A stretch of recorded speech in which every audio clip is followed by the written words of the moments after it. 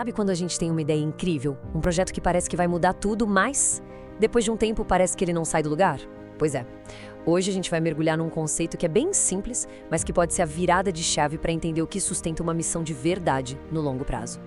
A gente vê isso o tempo todo, né? Organizações, movimentos que começam com uma energia, nossa, contagiante. Mas, vamos ser sinceros, manter essa energia, manter o avião no ar, aí é que o desafio aperta. E fica aquela pergunta no ar: por que alguns dão certo, decoram e voam alto, enquanto outros, bom, parecem que nunca saem da pista, perdem o fôlego? E essa ideia toda veio de uma experiência bem real, de um pastor chamado Márcio Nascimento. Ele estava passando por um momento de muita incerteza com a missão dele. Sabe aquela sensação de estar meio perdido? Pois é, era exatamente isso. Uma sensação que, convenhamos, muitos líderes conhecem de perto. O dilema dele era uma tensão que ele sentia o tempo todo entre duas frentes de trabalho. De um lado tinha aqueles eventos grandes, cheios de gente, com muita visibilidade.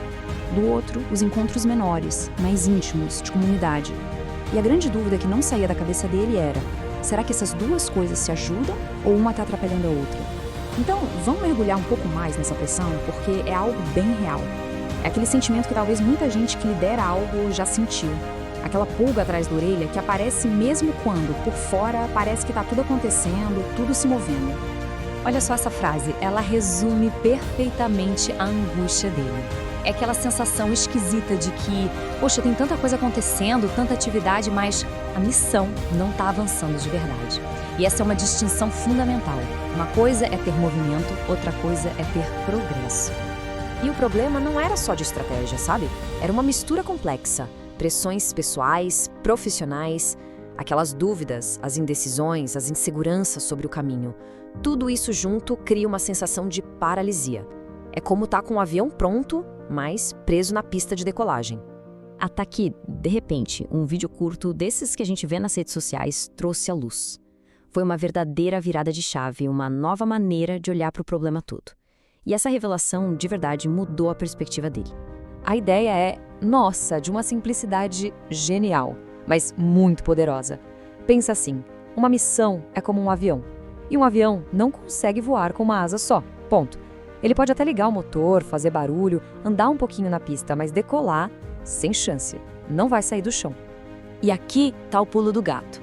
Não é para pensar nisso como dois programas separados. Sabe, tipo, tem o programa A e o programa B. Não, são duas partes integradas de uma única coisa, de um sistema só. Uma asa, a do ajuntamento, serve para atrair. A outra, a da comunidade, serve para aprofundar. E é só quando as duas trabalham juntas que o avião ganha sustentação para voar.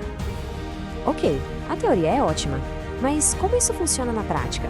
Bom, a fonte que estamos analisando traz um exemplo histórico que ilustra esse modelo de uma forma perfeita. Lá no Evangelho de Lucas, no capítulo 4, a gente vê um dia na vida de Jesus que mostra um ritmo, quase uma dança, entre esses dois ambientes que a gente está falando. E o ponto é, isso não é por acaso, é um padrão, uma estratégia. Primeiro, a sinagoga. Esse era o espaço público, o grande evento. E por que isso era tão importante? Porque era um lugar para os curiosos, para aquela pessoa que quer ver, ouvir, mas ainda não está pronta para um compromisso maior. É um espaço seguro para observar, para ficar no anonimato se quiser. E logo em seguida, olha a transição. Ele sai da sinagoga, desse grande ajuntamento, e vai direto para a segunda asa, a casa de Simão. Um ambiente íntimo, pessoal, onde as pessoas não são uma multidão, elas têm nome. E embora coisas incríveis pudessem acontecer nos dois lugares, a fonte ressalta um detalhe aqui. A cura que acontece na casa é marcada pela intimidade. Não era um show para a multidão. Era um ato de cuidado pessoal, de perto, entre pessoas que se conheciam. E essa parte é genial, porque mostra a sinergia perfeita. O impacto do que aconteceu no grande evento lá na sinagoga fez com que todo mundo ficasse de olho no que estava rolando no pequeno grupo, na casa. Viu só? Uma asa literalmente levou a outra. Uma alimentou a outra. Beleza, mas e o contrário? O que acontece quando uma organização, um movimento, esquece de uma dessas asas? A resposta é bem direta. A missão simplesmente não decola. Perde o impulso, fica parada. E aí a gente tem os dois lados do mesmo problema.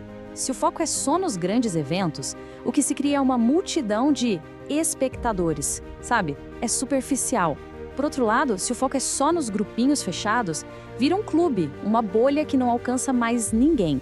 Nenhum dos dois modelos sozinhos se sustenta. E isso leva a uma mudança de mentalidade que é chave.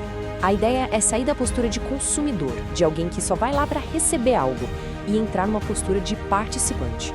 A missão não é um show para assistir, é um voo para participar. Todo mundo a bordo.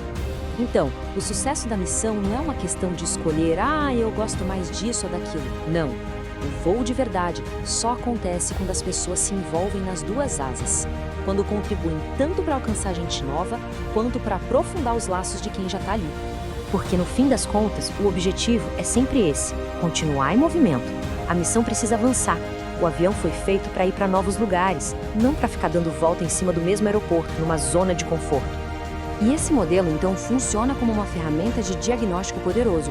Leva a gente a se perguntar, na nossa organização, no nosso projeto, qual asa pode estar mais fraca? Onde é que a gente precisa colocar mais energia para encontrar o equilíbrio e finalmente decolar de verdade? Encontrar essa resposta pode ser exatamente a chave para destravar todo o potencial da missão.